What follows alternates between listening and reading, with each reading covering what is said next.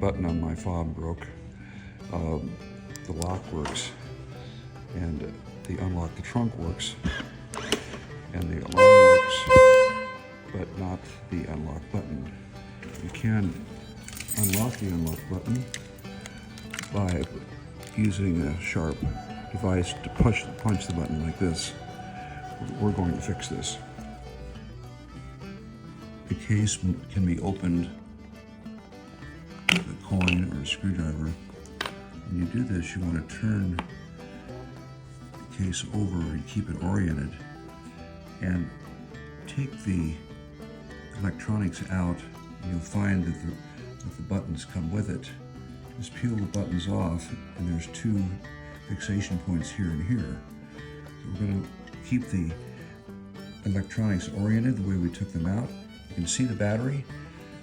We're not going to change the battery because it still works. The new buttons can be gotten on Amazon.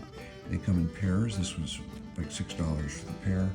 And when you reinsert the buttons, you want to make sure to keep them oriented. There's a tab up above here like that. You just push that in until it settles in. Then you just put the electronics back in like this. And again, just push those in until they engage and it's flat.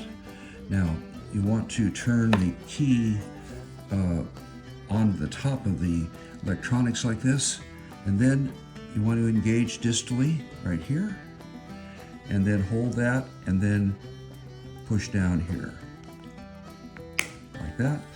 Make sure the edges are all sealed, and there you are. You're ready to go try it out. Now that the buttons are replaced, the lock works, the unlock works, the unlock the trunk works, and the alarm works. I hope this is helpful. Be sure to subscribe to my YouTube channel, give me a thumbs up, and press the bell next to the subscribe button, and you'll get my future videos. Thanks for watching.